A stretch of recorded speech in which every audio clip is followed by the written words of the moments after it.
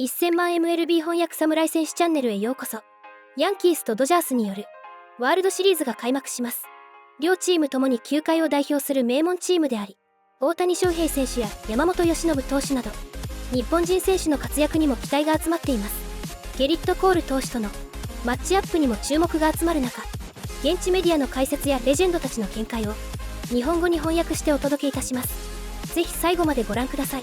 面白いと思っていただけたましたらチャンネル登録と高評価もお願いいたします。 Hey, let's get into this, everybody. We know the World Series begins on Friday.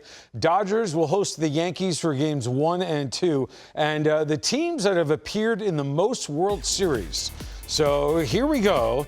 And they also have the most future Hall of Famers in the World Series. Now, check this out. I want you to focus on the bottom left, which would be Yankees-Dodgers. They had 10 eventual Hall of Famers. Yankees-Dodgers, on the top right, 1953, they had 10 eventual Hall of Famers. Now, in this series, by my count, and you guys can definitely debate me on this, I have 4, 5, 6, 7. I have 7 that I think are guaranteed with a possibility of 8. Locks. Yeah. The 8 or the 7? I think the 7 is a lock. If we go through it, we got Mookie, Freddie. Are you even counting Soto yet? Yeah. Mookie, Yeah. Freddie, Soto. Yeah. Kershaw's not on the roster. But he's on the team. But he's on the team. I'm counting. Judge, Stanton. Yeah, Stanton. Well, that's the one I'm not quite there yet. Well, you better get there. You better get there because it's coming. I mean, he's our best power hitter. He's the best power hitter of his generation. I think Stanton has to be in the conversation. I understand that maybe postseason numbers may not come into play for a guy's Hall of Fame, voting standards, but you can't deny that Stanton has been a powerful force as far as the power goes, since he's broken into the league. And now, yes, maybe he didn't perform up to the level during his Yankee tenure that you would have liked him to. But in this postseason, he's showing what his value is, and he's still extremely feared in the game right now. The only issue I have is not with talent. It's not with power, 429 home runs. He'll get to 500. My only issue is games played.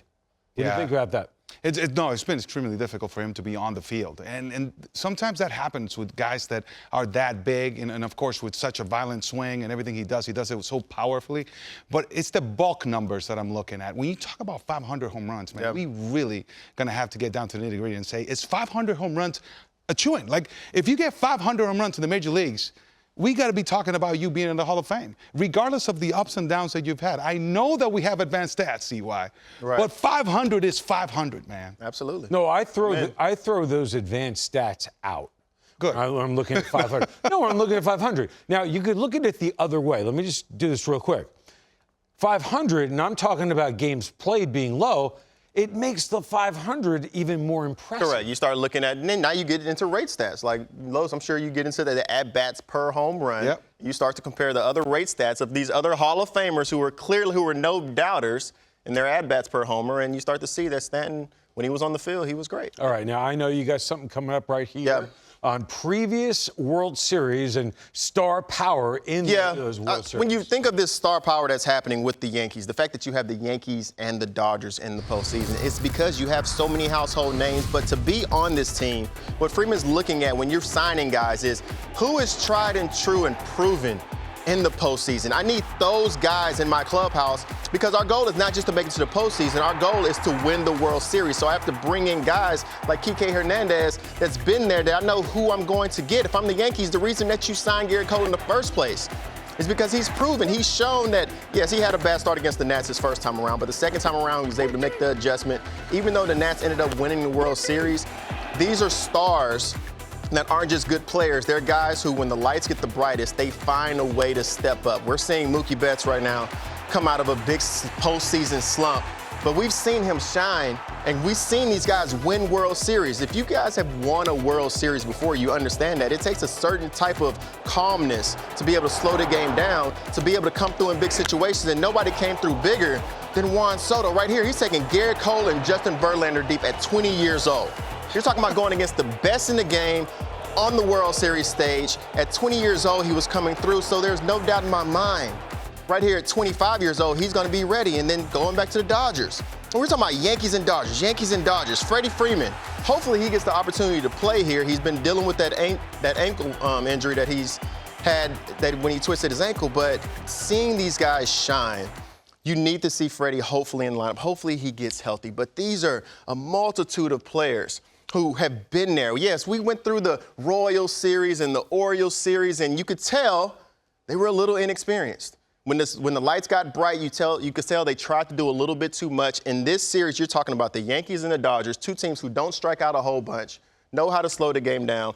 I see all of these guys stepping up big when the World Series starts. And you got the two top-seeded teams in each league, and that doesn't happen very often. Here's a tweet from Sarah Lang's Shohei Judge. This will be the 6th World Series between each league's home run leader. Now, just digest that for a second. So the home run leader in each league facing each other. It joins Mantle and Snyder back in '56, DiMaggio and Mel Ott, who doesn't get enough credit, by the way, in 1937, Gehrig and Ott, 36, Babe Ruth and Jim Bottomley in 28. That's a great trivia question. And 1921, did you have Bottomley? No. 21, you had Ruth and George Kelly. So that's how rare this is. Otani and Judge. Carlos, I know you got a lot to say, so say it. Yeah, welcome to the main event.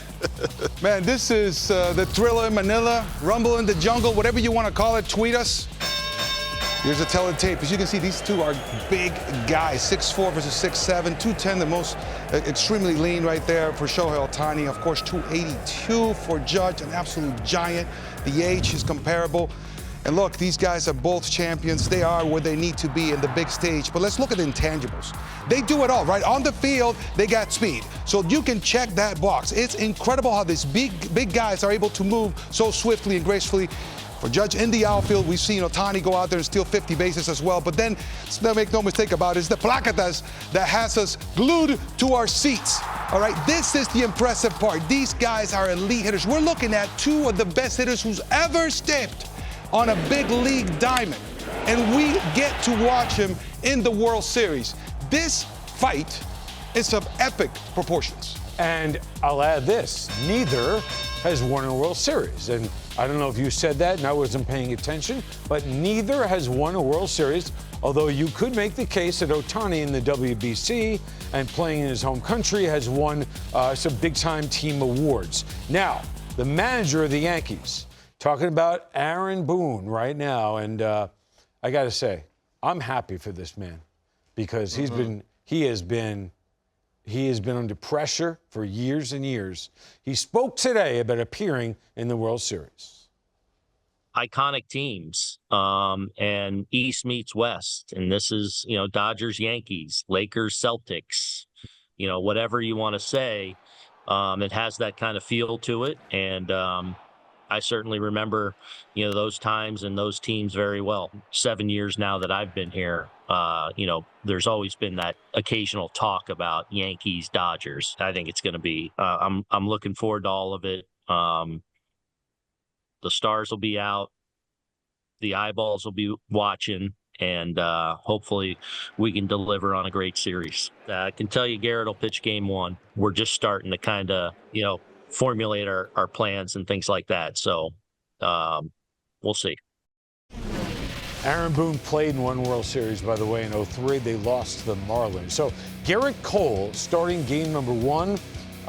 See why? Thoughts? I mean, not a surprise, but what do you think?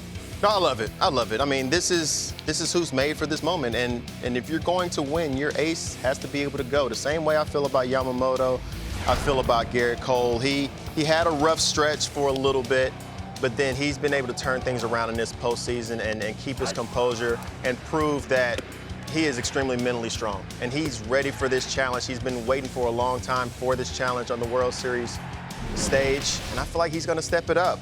The Dodgers are a tough lineup to go up against. You're talking about a team that really doesn't chase, doesn't swing and miss. So Garrett Cole is going to have to pitch in the zone. He's going to have to challenge some guys. You can't pitch around guys. You can't put the four fingers out for one of them. You're going to have to attack every single one of these guys in this lineup. And it starts off with Otani and Mookie leading it off. So we're going to see what Garrett Cole's made of very early in the game. Well, we know he's got the weapons necessary to succeed, right? And this is the thing. You can't even, we're talking about defaulting maybe a pitcher when you go up to the plate with your approach because you have such a long season. But in the postseason, you have no time for that. You got to go with what you got that day, and you have to figure out a way to beat the guys that you're facing that evening. And Garrett Cole certainly has the pedigree. You see the experience and how proven he is. So there's no doubt that, there was no doubt for me that he was going to be the one taking the ball game one in the World Series. There's more pressure, obviously, on a starting pitcher who may only get one start in a World Series than on a position player who is going to get up 4 or 5 times in a game, and then if it didn't work out, the next day he gets. So this is like this is like you walk out there. He's going to walk out there in L.A. and he knows, and obviously he knows, that he's got to be big, and he's got to go long, and he's got to be effective. I mean, we've seen that all throughout the postseason, though. We saw it with Skubal, on who Skubal was for the Tigers, and what it ended up turning into, what Manaea was for the Mets. You can tell that they're feeling that weight on their shoulders when they're stepping on the mound, but when it's a game one, you understand that you're setting the tone for how the rest of the series is going to play out, especially once you get to the point where you have 3 games in a row. Granted, they'll have 2 games, off day 3 games, but Garrett Cole understands that he's the ace over there. He has to set the tone. It's a huge amount of pressure, but that's what you sign up for, isn't it? That's what you sign the big deal for. That's why you go play for the New York Yankees, is because you want to be the player that gets that moment, gets that opportunity. So if you have the power to be bad and choke and ruin everybody's day, you also have the power to make everybody's day and create these legendary stories. And I think you look at it from the optimistic side and said, I'm going to go out there and try to become a legend in this series. Matty, that is the best thing about the postseason. And now this is magnified exponentially in the World Series, right? It's now or never. There's no more time. There's no tomorrow. You have to win today. And you're talking about pitchers getting a start, perhaps one start in the World Series, and that's it. And you get that first start. You want to make sure you set the tone and punch first, to go back to the boxing analogy. That's the beauty of postseason baseball, that you have to perform and own the present. There's no tomorrow. And you were there in 2008 against Philadelphia. And as I recall, the weather was fantastic yeah, in that series. Awful, the worst ever. 注目の一戦となるヤンキースとドジャースのワールドシリーズ、まさに歴史的な対決となりそうですね。両チーム合わせて7から8人もの将来の殿堂入り選手が揃う豪華な顔ぶれ。特に大谷翔平選手とジャッジ選手という両リーグの本塁打王による対決は56年以来の実に6度目となる貴重な機会となります。ゲーム1ではヤンキースのエースであるコール投手が先発を務めます。大谷選手、ベッツ選手と強力な打線を擁するドジャースに対し、どんな投球を見せてくれるのか非常に楽しみですね。皆様のご感想やご意見などありましたらコメント欄までお願いいたします。では次回の動画でお会いしましょう。ご視聴ありがとうございました。